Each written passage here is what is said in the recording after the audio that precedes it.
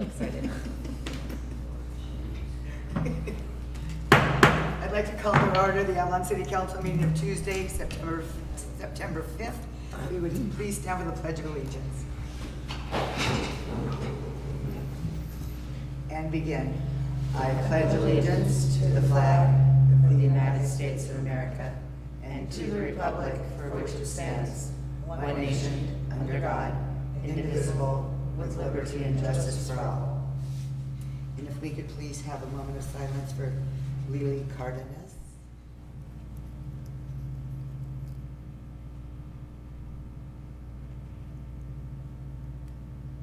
Okay, you may be seated. But I understand Labor Day was, created years ago, basically for unions, and it has been a federal holiday forever. But I just want to thank all of those folks that aren't members of unions or work for cities and counties. They don't get off on a day like this. They live on Catalina Island. They've been busy all summer.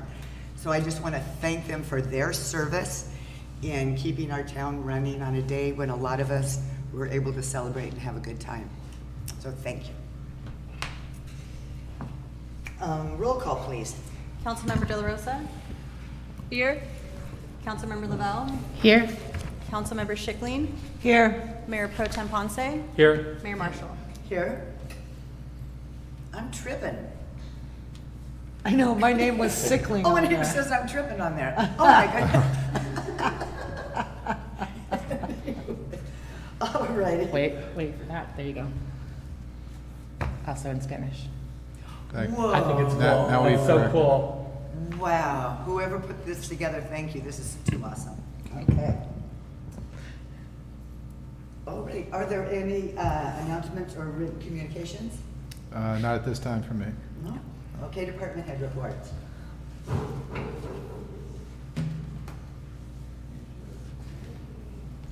Good evening, Bob Greenlaw, Director of Public Works. I don't have a specific item, and I just wanted to point out the great work of our O&M staff, our garage, our harbor maintenance, and our public works maintenance, through all the storms that have come, how we are well planned and how we reacted to those, and that we came out fine because of that. And then continuing over Labor Day here, the surges, Harbor Master will talk more about that. But then we continue on even after that you see our town getting cleaner. We get to see that there's repairs being made, and we're getting good at those things. We have a really good crew all the way around, and I'd just like to thank them. Thank you, and thank you. Huge too. thank you.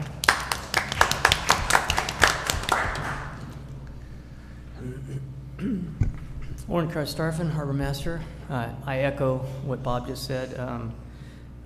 It's been a tremendously challenging summer, and all summer we've seen basically our workforce rise to the occasion and really help to transform our town and do what's needed to keep everyone safe and keep traffic moving, do everything that's needed in these times. So anyways, this week boating conditions were especially challenging, as last week we saw strong easterly breezes prior to the weekend as all the vessels were coming into the harbor.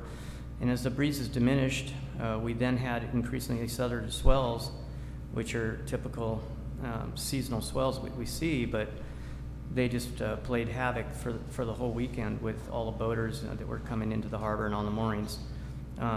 During this period, the patrol moored 1,346 boats for a total of 5,238 nights. Patrol responded to 7 medical calls, of which 3 were listed as minor. Patrol did 134 public assists, which ranged from wrap-ups to assistance towing. Patrol assisted Baywatch 2 times and the sheriff's 3 times. Harbor warned or advised at least 36 individuals of municipal code violations and completed 94 security checks of the facilities and surrounding waters. Over the Labor Day weekend, it appeared that everybody was quite busy, as we observed all the mooring areas full around the island, as well as the mooring fields were at capacity. So big success, but challenging weather. Yeah. Thank Any you. questions, Warren? Thank you.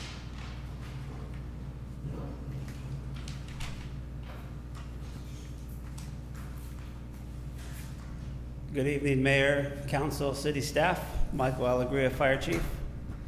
I'm going to start with code enforcement for the month of August. They wrote 336 citations, and unfortunately, right now, there's a lot of illegal dumping. They are red tag. They did 35 red tags during the month of mattresses, tires, you name it. People are throwing it in all the spots. They know there aren't cameras. Some up Country Club Drive, even just out in front of their house, they're dumping stuff. So they try and follow up with CR&R, whatever the name is now. But they follow up to try and see if they don't have an appointment, work with them to teach them to make an appointment for the next time. But there's been a lot of illegal dumping, tires and just all kinds of stuff. So we'll keep an eye out on that. A lot of people doing things without permits, codes going around, making sure people have the proper business permit and also building permit for that. Let's see. Fire department for the month of August, we've ran 130 total calls. 107 were EMS and 23 fire. We're at 800 calls already for the year. And then on Sunday night they responded to the 300 block of Clarissa for an electric golf cart that was making noise when the owner plugged it in. One of the batteries, when they got there, exploded. So I know we're all talking e-batteries. This scares me. So we're gonna work again on doing like a public campaign. Just some tips on don't leave your cart plugged in all the time, especially if you leave. If you hear something, unplug it. Have a plan. But this cart was in between two houses, and if this was an hour later, he didn't hear it, we would have had 2 to 4 to the block houses go up if no one would have heard that. So the guys did a great job. They got the cart away from it and used extinguishers, a little bit of water, cut all the power to the battery, and ended up going down to the beach and getting sand and putting the battery. I got photos I'll send you guys of what the battery looks like. Wow. Exploded with all the little cells in it. So Wow. it's scary because this is happening. I know there's a lithium-ion battery fire every day in LA County right now. And so there's a lot of fake UL products out there that we'll have to start keeping an eye on, making sure it's the proper UL listed. And people just need to not buy a knockoff battery or charger. You have to use the recommended charging thing for your whatever e-bike or whatever you buy. So we'll come up with the public information night or one of the things to pass out so we can get the word out, because it's getting scary. Out of our last maybe 10 fires, I think 7 or 8 are battery related Wow. over the last so many years. Yeah. That's all I have. Thank you. Yeah. Thanks. That's sobering. Well, I know, because sometimes we leave ours all night plugged Oh. in. And so when it's fully charged, time to unplug it before I go to bed. Yeah, yeah. Hi, good evening, Mayor, City Council, and City staff. Since our last council meeting, we had our deputies had 97 calls for service from the public, and we made 126 observations. Within that, we had 6 arrests. 3 were for drunken public, 1 was for burglary, 1 was for DUI, and 1 was for a stolen vehicle. There was 12 citations written. The majority of them were stop signs or unlicensed drivers, and 1 was for open container. Over Labor Day weekend, we had 6 reserves out working from various parts of the county. Worked out very well for us. Majority of them were considered level 1, so they could be on their own and make arrests and that kind of thing. So it was a good weekend for us. And then again, like we all know, we had a ton of deputies here for the storm. We had about 48 additional people here on the island. it just kind of kept getting bigger and bigger. But it worked out well. We had about 1 sergeant per 4 deputies, so we had supervision no matter what, and we had broken down in different shifts. So it looked like a lot, but really it was because we had built-in relief for the deputies. Any questions? How's it going with school starting and watching the kids on the e-bikes and the golf carts and all that? Have you been out there in the mornings and at lunchtime?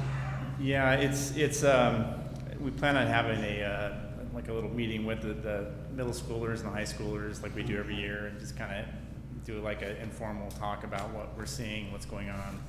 We are having some issues with golf carts and people leaving their keys in the golf carts. That's an ongoing issue that we're seeing, and we recently had the same golf cart taken by a young boy twice within a couple of weeks. So, I mean, the public's listening, please take the key out of the ignition. That would help us out tremendously. And there's, the reason why you have a key is, a little prevention.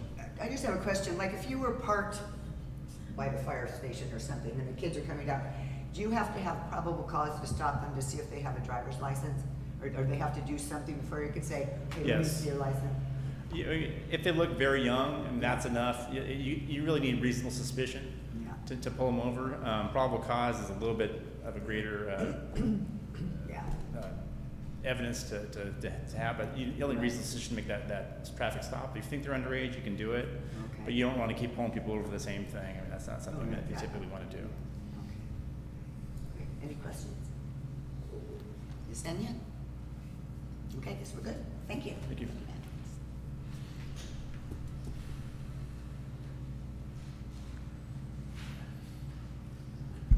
Matt Baker, Finance Director. Good evening, Council. I wanted to provide a quick update on revenues. I sent out to Council the June revenue report, but I previously reported on those in prior meetings. July numbers are still coming in, but I expect July TOT to be down from July of last year, between 5 and 10%. We have a few late payers still coming in, so we'll have final numbers at the next meeting. Well, down 5% is not a great thing to report. It is higher than where we had kind of estimated for budget purposes, so at least through the first month of the year, we should be on track or a little ahead of where we thought we'd be for that. We'll see how much of an impact the storm had on the August numbers, but I do have some indication. Nightly moorings for the month of July were up 8%, but nightly moorings in the harbor for the month of August were down about 8% compared to August of last year. Similarly, cross-channel wharfage for July was up 2.5%. August numbers we won't get towards the end of this month, but we'll see how those go. So strong month in August, but strong month in July, but definitely interested in seeing what August looks like. So. Any questions, Matt? Thank you.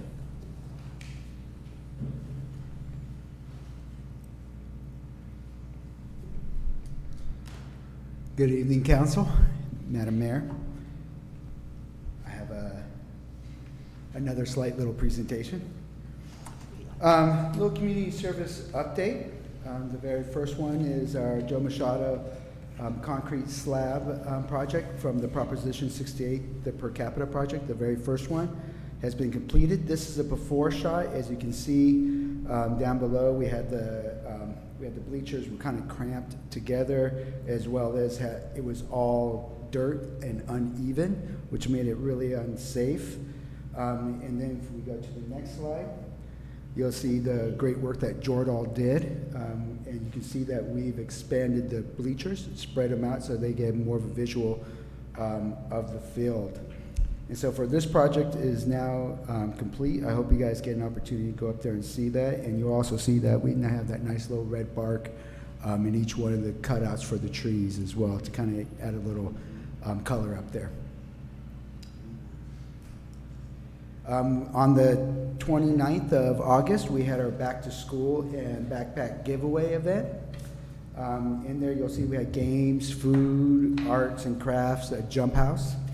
We'd like to thank Eddie Vega for the donation of the jump house, Megan Wright for donating all the food.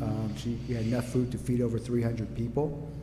And then Frankie, our very own Frankie Rojo, volunteered to come and cook it all for everybody. So we're really appreciative for that, and I'm really appreciative for my staff in making this all happen.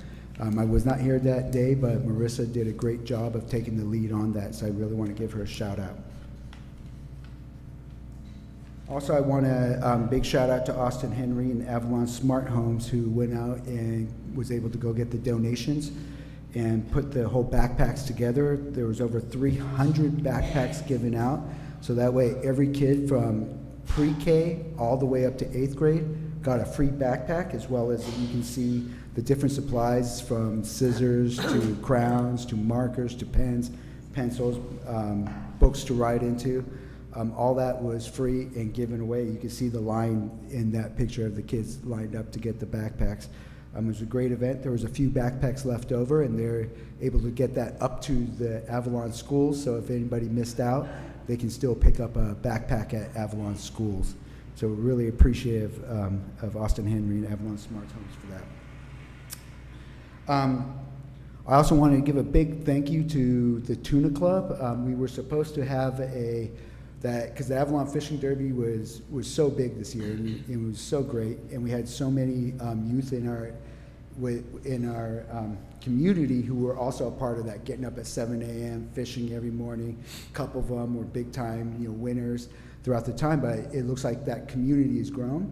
So I wanted to show them what kind of like that big time fishing is, and so I reached out to the Tuna Club about doing a tour of the Tuna Club and having lunch there for all our local kids who were consistent in coming to the fishing derby. We had about 15 kids who were going to go to it, and then the storm happened, and so they had to back away from doing that. But I'll be working with Bart Glass again and trying to create some sort of event and have the kids come back to get an opportunity to see the Tuna Club. That's special. Not a lot of people get to do that, and they're willing to step up and do that, as well as down the road we're looking at taking them out, kind of maybe do a little deep sea fishing with the kids, and because it's big in our community, and so if we can help bring those kids up, we really do. So I really want to thank again the Tuna Club and Bart Glass for making that happen. We have our NFL flag evaluation. It's happening this Thursday, the 7th, up at JMF. 3rd through 5th grade will be at 4 p.m. 6th through 8th grade will be at 4:45. With the first games being September 30th, you have all the way up until the evaluation to sign up. So please, if your child has not signed up yet, please come out and sign up, because I think it's going to be a great year, especially as we've affiliated now with the NFL. We have junior volleyball, 3rd through 5th and 6th through 8th. Their evaluation will be Sunday, September 10th. 3rd through 5th will be from 11 to 12:15. 6th through 8th will be from 12:30 to 2. With their first games being Sunday the 17th. And just like football, you have all the way up until evaluation day, which is the Saturday, to sign up, and you can also sign up on evaluation day. Those seem to be trending to good numbers, so we're excited to have those sports, especially volleyball being the first year we're doing that for the community. Both sports are co-ed. Last but not least, actually I got two more things. We have this Saturday is the Outrigger Catalina Classic. The first canoes should be coming in this Saturday around 12:30, with the last canoes coming in around 4. Their ceremony, their award ceremony, will start at 4 p.m. Down there. The co-ed and the women's team are coming over on Saturday. The men's team leaves Sunday morning at 9. It should be really impressive, because this is going to be one of their largest years ever of participants. They're estimated to have over 60 canoes come over this year. That means with the men's race, co-ed, and women, that means just in paddlers alone, we're going to have about 1,100 paddlers here on the island, staying the night, being part of the community, dropping their money in our restaurants. And then you're also talking about the chase boats. There's got to be a chase boat for each canoe, so that means there will be over 60 chase boats coming in, being on our moorings. So this is a great financial impact for us in the off season. And on top of that, it's a great race, and it has our name on it, the Catalina Outrigger Classic.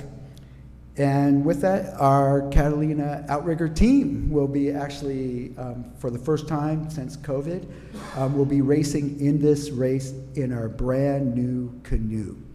And this canoe was, the money was donated by the Catalina Island Yacht Club, by the Catalina Island Foundation and Curtin Maritime. And so this will be our very own, it's an unlimited. The difference should be huge from being 450 pound canoe down to 135 pound canoe. So they should be able to race across a little bit smoother and do a better job of getting the boat in and out of the ocean. So Dave, are they leaving from there to here? Yeah, they'll be leaving from Newport at 9 a.m. and they'll make the crossing all the way across. I believe it's 36 miles. And then the men go back, and because when they're done with the race, they still have a ways to go into the channel there, and that's about, I think, 42, I think, going So you've got back. a team coming and going from Avalon? Yeah, so the women's and the co-ed come over Saturday, and the Sunday, the men's races go over I there. didn't realize you had And that there's many. teams from Hawaii coming. I think he said there's 3 Hawaiian teams coming. The number 1 team in the world, the Tahitians, they'll be here as well, racing the men and women's team. So it should be amazing. The men's team did the crossing. They broke the record last time they were here. The men's team did the crossing in just under 3 hours. So that's exciting. yeah, it was really good. And then next week is September 15th to the 17th is the Catalina Art Association's Art Festival. So make sure you get out there to check out the beautiful art. And not only do they have paintings and pictures and for sale, but you have a lot of people who make jewelry and other sorts of art going on during that time. She has over 50 booths this year during this year's art festival. So please go out and support the Catalina Art Association. Is there any more questions? Any questions? It was great. It was a wonderful summer. Thank you. Oh, thank you. I appreciate it. Kudos to the crew chief. Assistant City Manager? Good evening, Mayor and Council. Jamie has a PDF. So just a reminder that the community survey is open. There's a QR code on the screen right now, so if you haven't done it, scan the QR code, complete the survey online.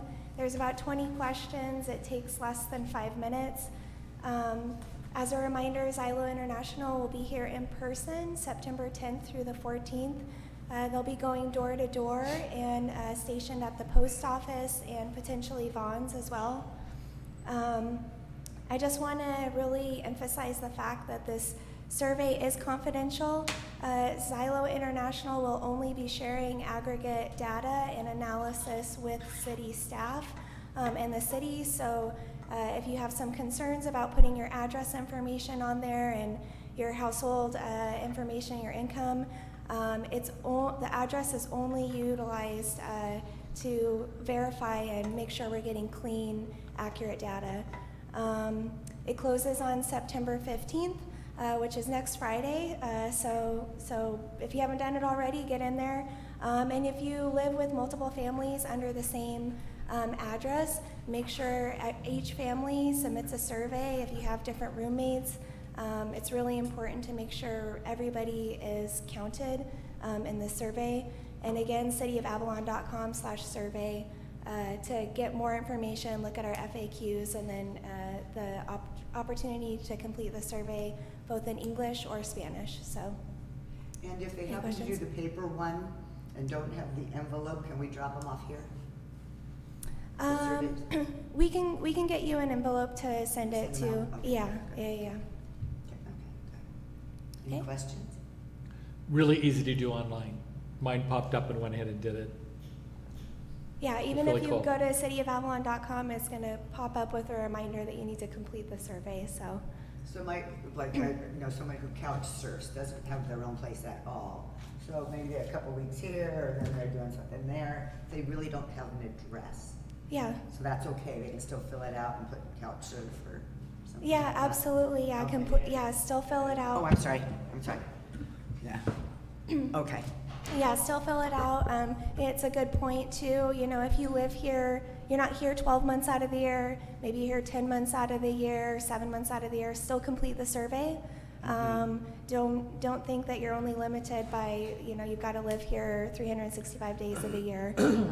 So that's another consideration. Great. Yeah. Thank you. Good. Any questions? Just, I know they went to all the PO boxes, Yeah. but they also went to the businesses.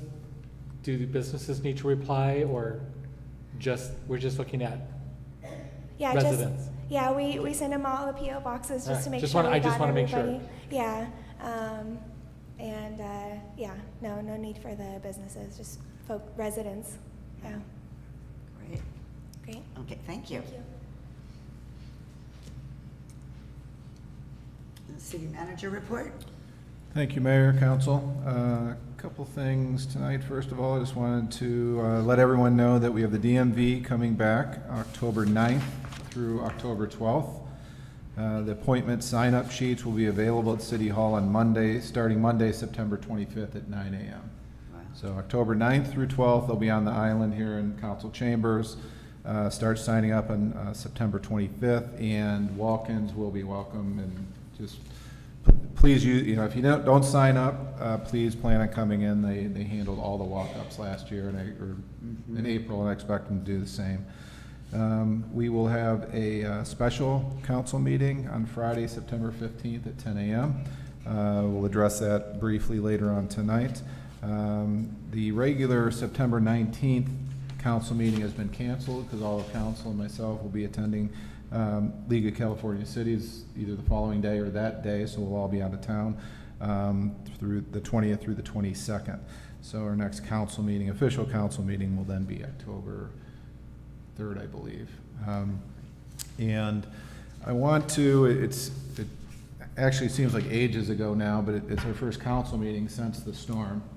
So I did want to kind of circle back and address some of the things regarding the storm, because so much preparation went into that on behalf of the city and all our stakeholders. And I just want to briefly kind of lay out that week leading up to the storm, we were holding stakeholder meetings with all our safety service folks, with Southern California Edison, Public Works Department, Harbor Patrol, laying out and mapping out what we were going to do that week, what they were going to do that week, paying attention to, very importantly, the national weather forecasts, because they were changing, and they were changing daily as we led up to that. And then as the storm got closer, the days before, day or two before, again, following those national weather forecasts, because that was what was giving us really the non-biased opinion of how this storm was moving. But as that was happening, we were also following up with Edison. The city provided them 20 K-rail to fortify the backside of their plant, in addition to sandbags that they got in on that Saturday. We emptied the harbor, the Harbor Patrol emptied the harbor of non-essential vessels, deconstructed all the floats and all the riggings in order to make sure that that was safe. And as we got to essentially the day of the storm that Sunday, we were well prepared. And I think that, unfortunately, by some of the folks that weren't on the island, being prepared was used as maybe not paying attention to a storm coming our way. But we were fully paying attention to what was coming our way. And the good news is we were fully prepared for what might hit and knowing the dangers of that, but also noticing and listening to the fact that it was moving east of us. And because of that, we felt that we were in very good shape heading up to that. And I think most importantly, and I just want to say that I thought it was very important that we listen to the folks that make their living on the water. I mean, Greg Bombard and the Express were in constant contact with us. Orrin and his staff were in constant contact with us. We were listening to them, listening to their signals of what we needed to do, and I thought that's, we were in great shape heading into that. Now, as we went through that, I just want to thank a lot of folks that had played such a big role. Again, Greg Bombard, I can't tell you enough. I was talking to him multiple times a day throughout that entire weekend. He was reassuring me of what was going on, what the city needed to do, and that he and the Express were ready if we had to evacuate the island, and they were prepared to do that. Orrin, Kevin, the entire Harbor Patrol staff. I was down at the harbor 7:30 in the morning on Saturday, and again at 4. The difference between 7:30 a.m. and 4 p.m. was incredible. They emptied it out, got everybody to move out of there that didn't need to be there. Chief Alegria and the fire department were fully staffed going into that weekend. Same thing with all their public works and everybody else. Want to compliment and thank Jamie Milak for, Jamie was on the island. You know, Bob had already been off the island. He was kind of in contact. Jeffrey was off the island. He was in contact, but Jamie was the one here kind of orchestrating the public works staff who did a great job. Captain Fry, Captain Lutton, Ron Height at Edison, Jason Prey at the Medical Center. We were all in contact. I want to thank Jim Luchahan and the Chamber for pushing out all our information that we were trying to communicate as we had information available to give. Captain Matt King and our LA County Sheriff folks that were here on the island that understand, you know, what we were doing and what we were mobilizing. They came to us early, wanted to add staff. We understood that. We worked with them. You know, I just want to thank also, as all this was going on and visitors were being encouraged to leave, our business community was pretty incredible. I mean, Megan Wright, and Colin Eubank and Catalina Coffee, and they were sending food up, even though they were losing customers, losing business that weekend. They were sending food up and feeding everybody that was up here at Chambers and over there at the fire department. And then finally, I just want to thank, you know, the residents that got it. You know, I think our residents certainly understood what was going on. They didn't panic. They listened to the facts. They listened to the truth, and all of that made it so much easier. And thankfully, you know, the weather did not hit the way it could have. But I think if it did hit harder, we would have been prepared for that. So I just wanted to kind of wrap that up. Could go on for a long time on this. And Mayor, you and I were in contact on a lot of phone calls throughout this, and you know, you were getting information out, so certainly appreciate that. There's a couple items in general business that I'll discuss as those come up rather than do them now. And that's it. Are there any questions? No. Okey-dokey. Thank you. Council member reports. Oh, City Attorney, you there?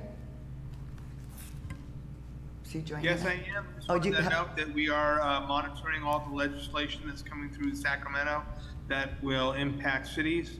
We'll have a report on that probably in October. But look at the league. They are sending out alerts as to things that you may want to talk to people in Sacramento about. Okay, great. Thank you, Scott. That's it. Okay. Council member reports. I'll go first. Okay. Just one is, I really would like to see a bike helmet ordinance come in for the electric bikes. I know we've talked about it, but it's getting worse, especially now that the kids are going to school. And then the other thing that was brought to my attention is the harassment of Mr. Tony. There is no reason for that to be happening in this community. This is an accepting community, and for people to be banging on his door or to harass him or hit him while he's on the street is uncalled for. It's got to stop. It's just ridiculous. This is a cute community that looks out for everybody, and having a nephew who has special needs, that he might have to deal with any of that just drives me crazy. But I just wanted to throw that out there.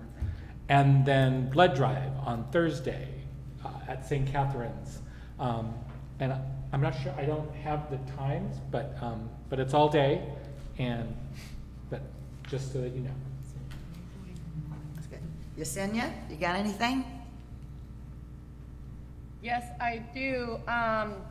Right before the storm, I was able to hold our leadership and wellness event at the museum. It was a great turnout, and we had a lot of our islanders there. Individuals from our fire department, Edison, the Conservancy, and as well as our councilwoman, Lisa Lavelle. So thank you guys for attending.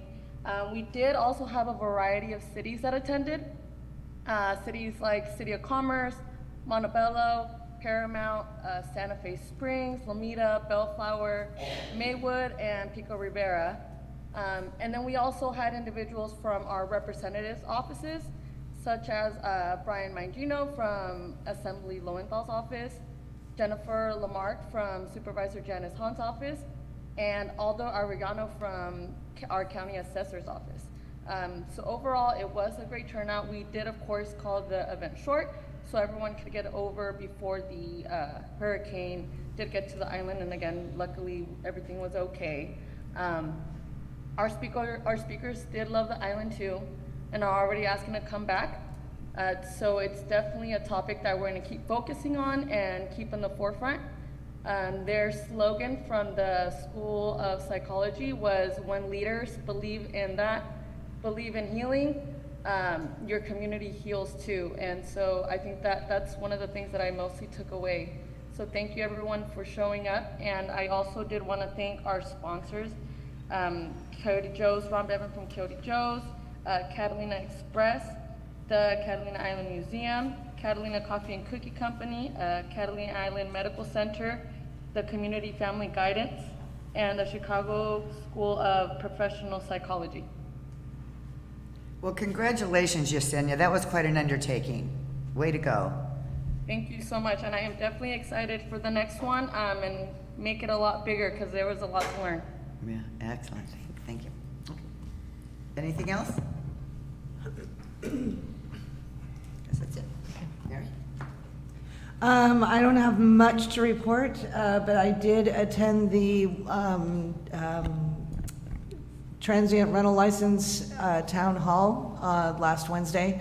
And I would just like to say thank you very much to everyone who attended. We had like 40 plus people in the audience and over 20 people online.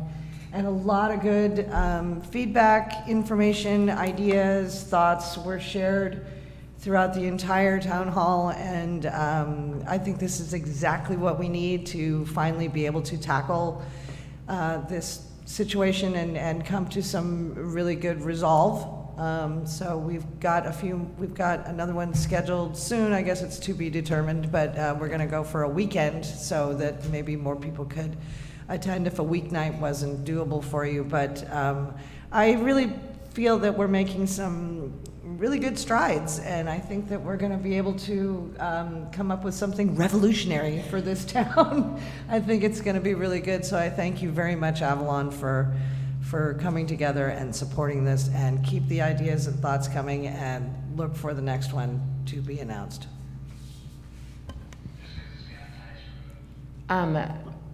Was a great start to the weekend with attending the health and wellness seminar that Yesenia put together. I was really proud of her for doing that. Super well run and laid out. It was really great. At one point, we were all asked to just scream as loud as we could. So on Saturday, just before the alert went out about evacuation, if you heard a lot of people screaming, it was us. Not for the alert or anything else, just for that moment to kind of let everything out. It was really, really enjoyable, and a lot of really great feedback afterwards as well. Tomorrow, just a heads up that Gateway Cities will be here for a retreat. So here tomorrow at the M. The meeting is tomorrow night. It's open to the public if anyone would like to attend. That's also at the M at 6 o'clock, and it will be broadcast online as it always is. And I attend that meeting monthly. Gateway Cities is made up of the cities that surround the ports of LA and Long Beach, and the cities that kind of shoot off from them in the 710 corridor, including us. And the goal of Gateway Cities is to be able to utilize our collective voice to go after things that we might not be able to do on our own. Some of those cities are quite large, like Long Beach, and they are generally well-funded. Some of the cities are smaller like us, and we work to get our funding as much as we can, but it's nice to have the backup of additional cities, additional mayors and council members to try to go after that funding too. So if you see anyone around from those cities tomorrow, a lot of people who have now become friends over the last 4 years, super excited to welcome them into town, and also have it not be during a hurricane, which will be nice. It was fun kind of running people around to the boat last minute before they could get off the island. So attended both of the short-term rental meetings, a lot of great info and input from both of those. I'm excited to see what the rest of the city and people who normally don't come to meetings comment. If you guys are nervous about coming up to speak in public, that's totally okay. Send in your ideas. Stop us on the street. I've had several people reach out to me. You can send an email to ask@cityofavalon.com. And you can always send in emails about things like that. There's no reason not to. You can use the forms that are on the city website. Was really encouraged by the turnout on the second meeting. That was the most crowded I think I've seen this room since maybe the Vaughn's hearings several years ago. So I would love it if people would come for the non-sexy topics too, but I'll take the sexy topics. Please come for those. And then had a couple of meetings, one with this PUC and then one with representatives from BB&K on broadband. And there's a couple of additional funds. Thank you, Jocelyn, for sitting on the meeting with the BB&K folks. Hopefully going after what the next steps are. We've gone through with 2 different companies looking at funding for a number of different sources for them to go directly, and most of the things that look like they're out there look like the best way to win those would be with city leadership guiding that. So trying to figure out if that's possible, what that looks like, how we set that up is kind of where we're at right now. But there's a couple of funds, especially in California, that may still be not necessarily broadband funds, but capital improvement project funds that may fit what we're looking for that. So we'll let you guys know what we find out. All right. I have nothing to report. I am going to do SCAG on Thursday, and I had a lovely vacation off island for 4 days, so that was pretty wonderful. Can I ask you a favor on SCAG? Yeah. Another entity used a SCAG map and we still weren't on their map. Can they stop giving out maps that don't have us on there? Yeah. Thank you. You're welcome. I just want to say, I don't know if any of you were able to hear, well, I said nothing to report, but oh my goodness. It was very interesting interacting with the media during the storm, and I got compliments that I kept we were very composed because we were very comfortable with what was going on, and so with all the preparation that y'all did, and again, following up on what was happening and then giving me that information, I felt very comfortable talking to CNN and ABC and KTLA and everybody else. One of them, I even told them, you really don't need to interview us. You've got problems down in Palm Springs. You got things going on everywhere, and we're doing fine here. So, let's not, maybe I shouldn't have said that, but I said, let's not bother with the interview. And she said, oh, thank you for your candor. And that was it. So anyway, it was interesting to be in on something like that, and I appreciated representing the city. Okay, oral communications. This is an opportunity for people in the community to talk on issues that are not on the agenda. You will be limited to 2 minutes and no action will be taken. Yeah, this is it. My name is Judy Greer. I live at 355 Descanso Avenue, and I'm here for 3 things today. One is to thank the environmental services for their prompt attention. After a week of having company like crazy, our environmental bucket was completely overflowing and it didn't get picked up. So my husband called and some wonderful guy said, gee, we're so sorry. We'll be right there. And they were there within an hour and emptied it. So there again, another service that worked very well. Another one was for the library. We have big bellies out in front. Those are big, really expensive trash cans. And the Friends of the Library paid for those because the trash around the library plaza was really bad, and they have really, really improved it. Well, I didn't know how they worked and this and that and the other thing. The red light kept going on, so I called Jamie from the city, and he came down and told me everything about it. He was there within an hour. So I'm really, really impressed at the things that get done, and that, people are paying attention, and it is important that they do a good job. And I just want everyone to know that's 2 examples. Another example is Mr. Maestros. I wanted to ask him something, so I called him on the weekend on his work phone and just left a message. And at 8 a.m. on Sunday morning, he called me back and made an appointment. So that's another really good one. I want to talk about the Friends of the Library. We are having a big book sale during the art festival. Thanks to Lola for giving us a place to do that. And I have been collecting books on my porch for the last 6 months. So if you have books that you would like to donate, please just leave them on my porch at 355 Descanso Avenue. I'll get them down there, and we have our book sale at the same time as the art sale. Anyway, lots of people have been leaving me books, and I think that's wonderful. One of the things that we are going to do is hand out gift bags to children. The other thing we're going to decide on probably on next Tuesday is that the money that we make at this book sale, that we will donate to the Friends of the Library in Lahaina. So keep that in mind when you're wanting to donate, or if you have books, or if you just want to clean out a closet. A lot of different books, so it'll be very interesting, whatever we do get. Next time we have a meeting, I will talk to you about Catalina Kid Ventures, which is another one of my favorite things, and we're having the same problem as Play Preschool and every other preschool on the planet, and that is nobody wants to work, and it requires a lot of education, more than you think, to be a preschool teacher. So we're going to look at things like that, and I ask for your support again with that. Thank you. Thank you. Anyone else? Jim?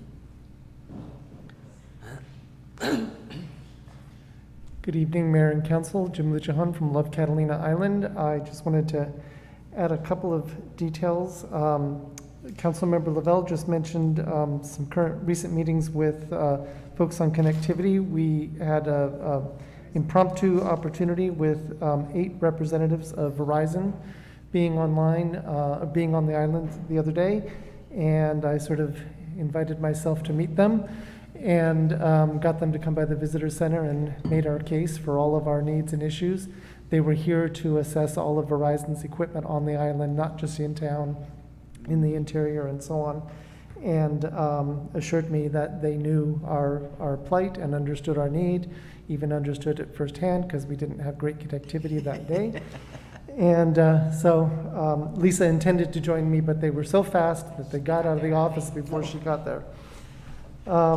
Last weekend we held our annual Tribute to ABBA concert in partnership with Exceptional Music, and I would like to publicly acknowledge Ray and Kim's 10 years and 140 concerts brought to us over the time that they've been doing so. This was their last concert doing so. The bands that they have brought us will all be available to come back, but we are in an RFP process for a new production company. That's their choice, not ours. They've elected to retire.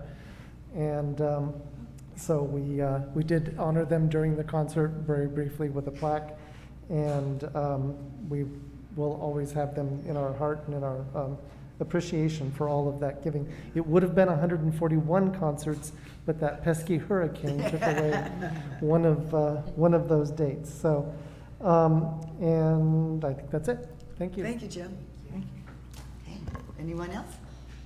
I will just say, as you guys are coming up to the microphone, thank you to Jim for stepping in for those meetings that come up last minute. I was at work ready to go, and literally he's like, they're here, and it's 30 minutes early, and I'm like, okay. And I got down there out of the cart at the foot of the pier, and he says, they're gone. And I'm like, okay, thank you. So, thank you, Jim. Hi there. Hi, hello anymore. So I talked to you on the phone. Yes. I'm the gentleman that says I have a prototype to prove that I can, okay, I did some research. And Oh, you're gonna wow. do Hello. 2 things. Hello, pleasure to meet you. But anyhow, I've been doing some research, and I believe it's $102 million they're gonna spend to put a cable from there to here, and plus they're redoing Medley Beach, and that's, I think I found 24 million, then I found another 35 million, and even more, and my product. I'm sorry, I for the have it- record, will you please state your name? My name is Daniel Gideon. Yes, thank you. Thank you. Anyhow, in that suitcase, I have a product that can prove you'll never have to, okay, let me explain something to you. I got 3 people that have a prototype on their property. Jacob, he's 49. He has 5 houses, a barn bigger than a football field, and 2 houses on top of it. And his minimum, before he put the 2 houses on top, there was $1,300 a month, and I was trying not to use much electricity. And then it got up to $2,200, and then he built the 2 houses, and it went up to like $3,500. But Now, as of November 9th of this year, it's been 7 years, he hasn't paid a penny one time, except for it costs less than $5.10 to fix it. And David has it, and Michael has it, and Jacob has it, and none of them have paid 1 penny ever since. I can put out all your generators, because you guys have 5 generators that need to be rebuilt, they say, because they don't meet the air quality standards. And that cable to run from there to there, just 26 miles, is gonna cost you $102 million to sit on the internet. And I don't know, sometimes they get it wrong. But I have this right here. You gave me that email. I sent this right here to him. I'd like to give a copy, excuse me, to all of you. Okay. So you can read it, because it really is a very, very realistic thing. And I guarantee you it is 100% real. And I know you guys do have the highest electricity bills in America. And that's really sad. This is just a small island with only 4,100 people approximately living here. And that's gonna be a lot of money. I talked to a few people just checking, and they said our electricity bill is outrageous. And it's sad, because none of you guys, if I can let you, you'll have to make me a deal, and it's part of this right here. Can I hand these out? Yeah, and I've been gone, and I don't think you tried to reach me. No, I really feel bad because we have to limit these presentations to like 2 minutes, and you have all the expense of coming over here. So I'm feeling bad in that regard. But and I don't know if you're gonna be in town, you're spending the night, or are you going home tonight? I'm gonna spend the night. Okay, so maybe there'd be a little hookup tomorrow, or something. I just feel bad you're coming all this way to speak for 2 minutes and giving us all a piece of paper. Well, if I can help you save the money, ma'am, it would be worth it. Okay, well, I appreciate that. So can I hand these out really Please. quick? You know what, Dave, do you wanna give him a hand? Yeah. Well, yeah. Has he talked to you guys? Thank you. Thank you. And thank you for coming. I'm assuming, and that's your family there too? Yes, Oh, hi, Mom. Okay. Thank you. Okay, is there anything else? Oh, yeah, Rock.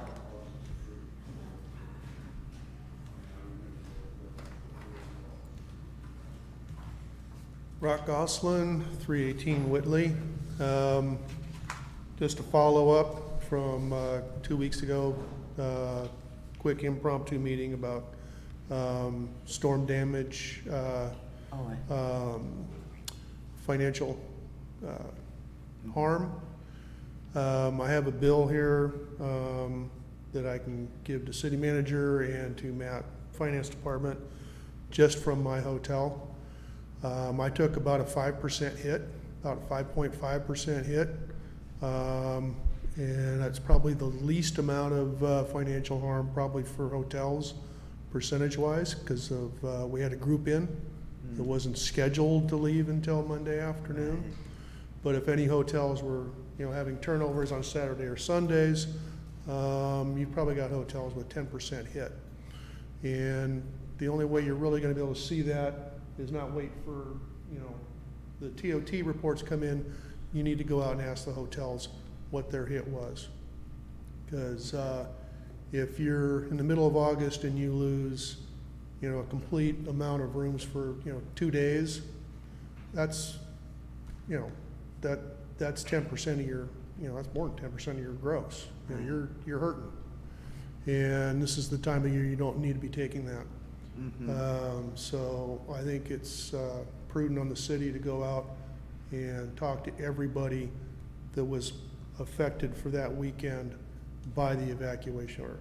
Because as we all know, it was a rainstorm, it wasn't a hurricane. Yeah. And we're still fielding questions at our front desk, even today. Has the town been rebuilt? Because it was so sensationalized by what I still feel was an overreach by LA County. So I'll give. Give him to Dave.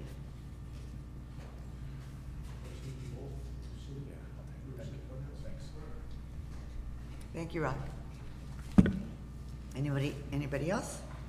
Okay, now we have 2 presentations. We'll start with Lisa.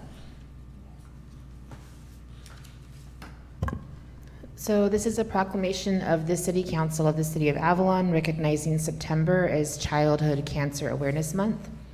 Whereas the American Cancer Fund for Children and Kids Cancer Connection report cancer is the leading cause of death by disease among U.S. children between infancy and age 15. This tragic disease is detected in more than 16,000 of our country's young people every year.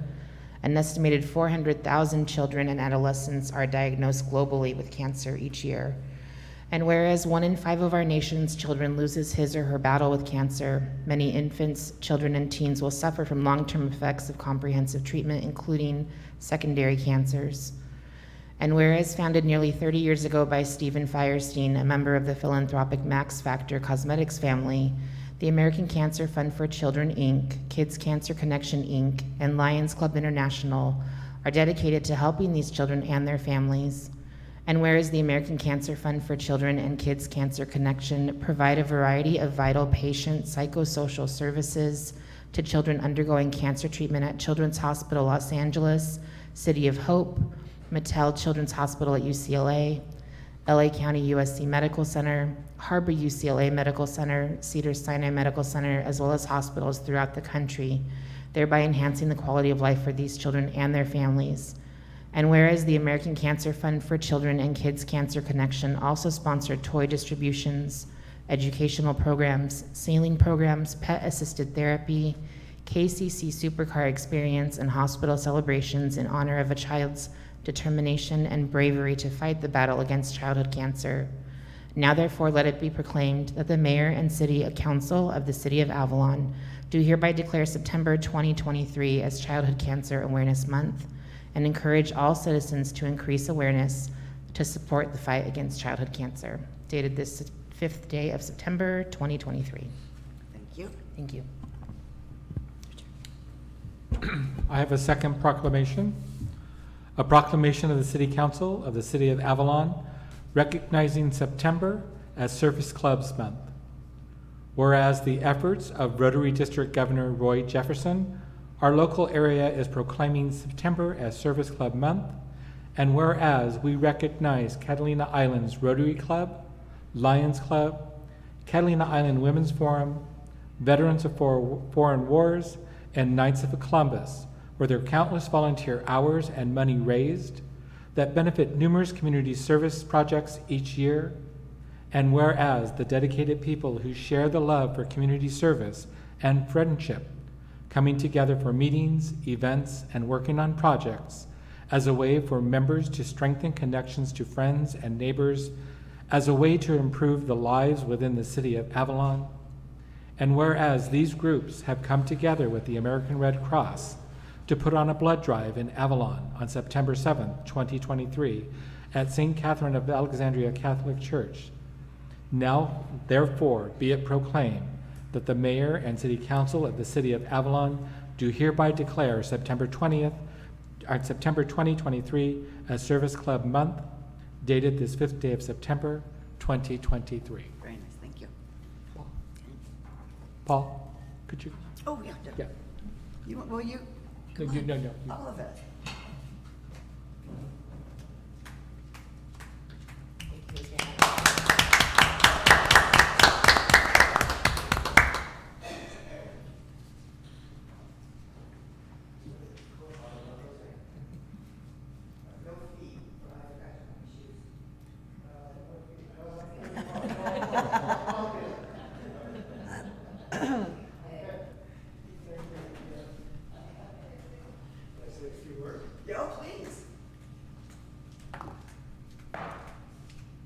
Thank you, Madam Mayor, City Council, and City staff.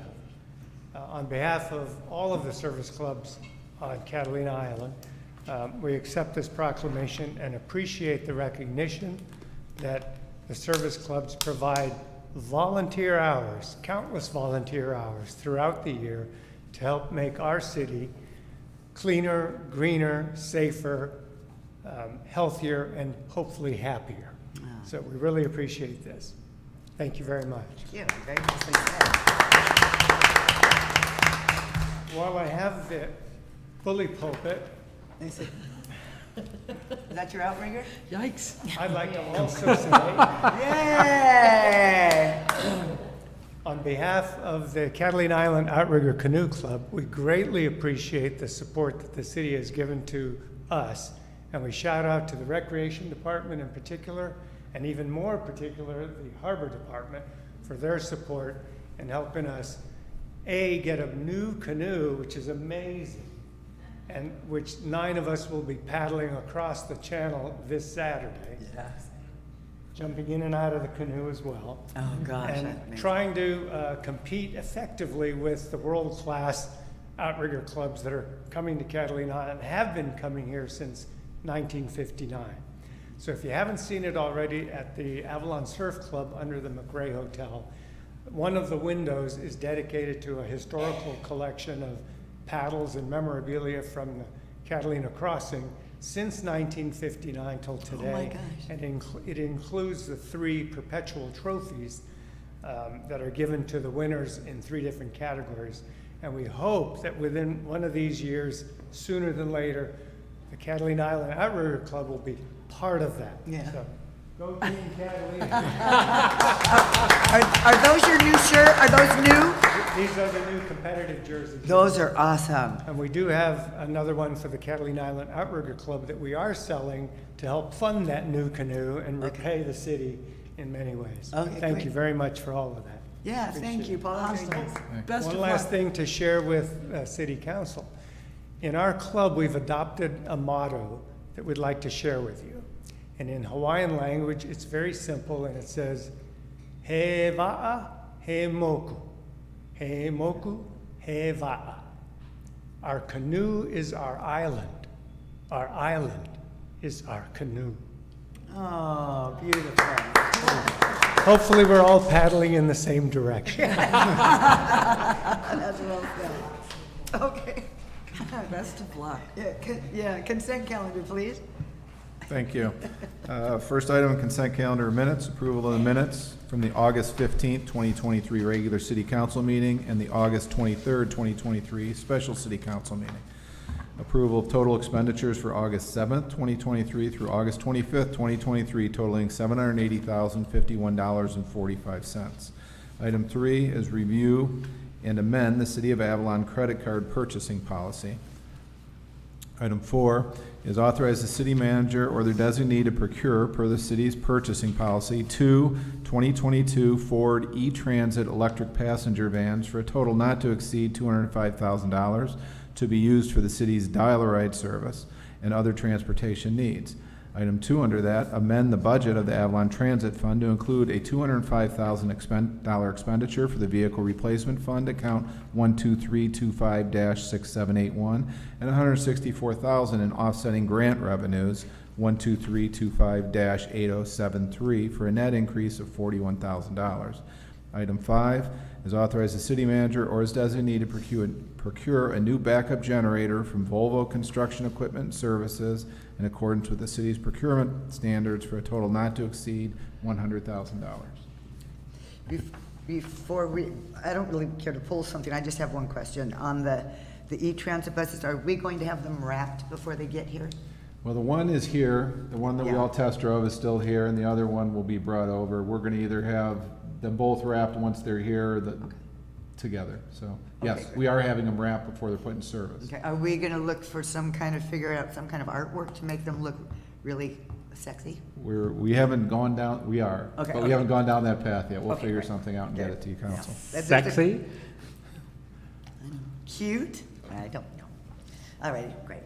Okay, anybody wanna pull any of these or ask any questions? No, but I just wanted to make a comment on item 5. Kudos to staff for finding a new generator. A new one. Yeah, that we don't have to go to a used one. And kudos to them to be able to do that. Yeah, and so. pay $6,500 a month? Well, if I just said, yeah. So, yeah. Okay. I will make a motion to approve items 1 through 5. I'll second. Moved in second, call for the vote. Councilmember De La Rosa? Aye. Councilmember Lavelle? Aye. Councilmember Schickling? Aye. Mayor Pro Tem Ponce? Aye. Mayor Marshall? Aye. All ayes. General business. Okay, general business, item number 6. Item number 6 is a resolution proposing to adopt amendment to the healthcare articles of the MOUs we have between all of our employee bargaining units. So just briefly, I want to address what this is. And in the first half of 2022, we entered new MOUs with all of our employee groups. As those started, we did not make any changes to the city's share that we contribute to the employees' health care.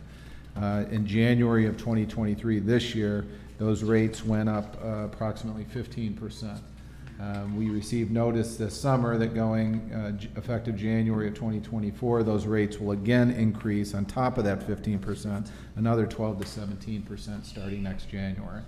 So essentially what this did would put where the majority of the employees were being covered by the city's share of the healthcare premium, now I'd say the majority of the employees, if not all of them, are not being covered. They're contributing out of their own pocket. Now, while that was a possibility with those MOUs, and I think we all went into negotiations knowing that was a possibility, the degree that it has increased is much higher than what we as an employer anticipated and what we as an employer feel comfortable passing on to the employees.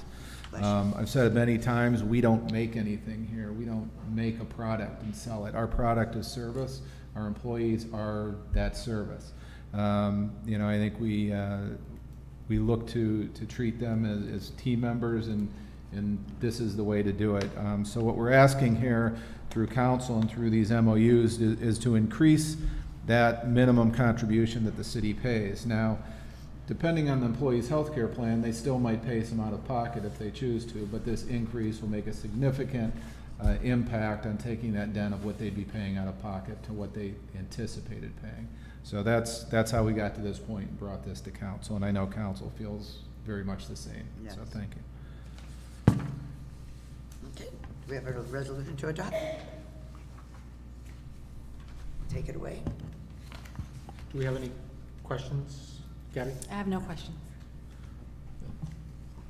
I'll make a motion to adopt resolution amending the healthcare article of the memorandums of understanding between the City of Avalon and the International Association of Firefighters, Local 2295, Management Confidential Unrepresented Associations, and SEIU 721 Avalon Harbor and SEIU 721 Avalon Municipal Employee Unions for the contract period July 1st, 2022 through June 30th, 2025. I'll second. Thank you for bringing this to us. Yes. Thank you. Yeah, it's been moved and seconded. Councilmember De La Rosa? Aye. Councilmember Lavelle? Aye. Councilmember Schickling? Aye. Mayor Pro Tem Ponce? Aye. Mayor Marsh? Aye. All ayes. Thank you, council. Item number 7 is the award of the Above Ground Fuel Tank Foundation retaining wall contract. Bob Greenlaw is here to address that. Good evening, council. This item is the second procurement out of 3 to construct a new above-ground fuel tank and remove the 4 existing underground fuel tanks at the fuel dock. The city solicited for an informal bid process, which has a cap of $200,000 per the Avalon Municipal Code. There was activity from 3 bidders during the bid process with many questions from the bidders, so we extended the bid date to allow sufficient time for all bidders to competitively bid the project. Yet we only had 1 bidder, and that was Jordahl Construction of $274,710. So that's $74,710 over the cap. So that's why we're here tonight. Otherwise, it would have probably been just on consent, just like the other items that we've had before on this. So there were some actions we need to take if we're going to move forward with this. So the bid was evaluated for meeting the requirements as specified in the bid documents and for value. It was determined that the bid, although higher than anticipated in the engineer's estimate, has competitive value. So in order, that being said, in order to meet the informal bid procurement standards, the project sum cannot exceed $200,000. Per the procurement policy as outlined in the Avalon Municipal Code, Section 3-4.205B2, it quotes, If all bids received are in excess of the informal bidding limit, the council may, by adoption of a resolution by 4/5 vote, award the contract at or below the provisional limits set forth in Public Contract Code, Section 22034F, to the lowest responsible bidder if it determines the city's cost estimate was reasonable. And so that kicks it up and allows you to do this. So that requires a resolution. That's my presentation to you and so to council. Do we have any questions or comments? I've received none. Okay. We're good, council? I'll make a motion to make the determination the contract cost is reasonable and adopt a resolution by a 4/5 vote awarding a contract to Jordahl Construction, Inc. for the site preparation, grading, concrete foundation, and retaining wall installation for the city's underground fuel tank replacement project at a cost not to exceed the sum of $301,000. I'll second. Okay. Call for the vote. Councilmember De La Rosa? Aye. Councilmember Lavelle? Aye. Councilmember Schickling? Aye. Mayor Pro Tem Ponce? Aye. Mayor Marshall? Aye. All ayes. Thank you. Item 8. And the last item is item number 8. This is a report regarding the transient rental license findings. Just want to lay this out for council that, as we've discussed, on August 1st, 2023, council passed a moratorium, 45-day moratorium, on the issuance of transient rental licenses. That 45-day moratorium expires September 15th, 2023. Before considering any extension of that moratorium, City Council must issue a report that describes the measures taken to study and address these issues. And that's essentially what we have before you as item number 8 tonight. This moratorium, which was established by council to allow planning commission, city staff, city attorney, and the residents to have some input regarding maintaining public safety and health of the community regarding short-term rentals. Since the adoption of that moratorium, we have held 2 meetings to date, September 22nd and September 30th. As Councilwoman Schickling mentioned earlier, the September 30th meeting was very well attended with over 40 people in attendance and over 20 people online. It should say August. It should say August, not September, but. Oh, yes, thank you. August. Both those dates are August 22nd and August 30th. Thank you, Mayor. So we held those 2 meetings. I've also had meetings with the city's planning consultant, Sagecrest, who we've also discussed certain other cities' regulations. We've reviewed those. Attached to agenda item 8 are some TRL regulation options. These are items, this is not intended to be an inclusive list of everything that has been said at these meetings, but essentially trying to capture the various groups of regulations and where the residents have kind of voiced their opinion. We have more that are coming in. We intend to have another meeting. We intend to have a survey. And coming out of that survey and those other meetings, we hope to narrow these down and present draft regulations. All of this is going to take some more time. So as I mentioned earlier, we have a special council meeting on September 15th. I fully anticipate that at that meeting, we will be asking council for an extension of this moratorium to allow us to continue down this path. I think we've been acting as quickly as possible, but I do think we'll need some more time to address these issues. Are there any questions? No, I think the list is pretty extensive. You ladies sat in them, so if there's anything that you caught that perhaps they didn't catch, but it seems very comprehensive, just as everything we've gotten at the council meetings alone. So that's good. Does anybody want to speak to this? No.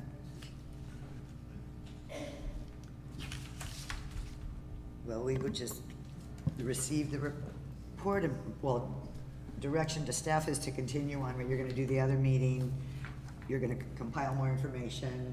I know I'm going to be meeting with a small little group to discuss a few things, and that you probably are already, you're all probably talking to other folks too, so there might be more to add to this as well. And I would just confirm with Scott whether or not there's anything else we need to address regarding this at this time. No, we placed an ad in the newspaper, which the statute requires for that meeting on the 15th. And so you do have to adopt this report. It's called really issue this report to give you the option on the 15th to extend the ordinance. Okay, perfect. Great, thank you, Scott. Okay, well, if there's no further business, meeting's adjourned.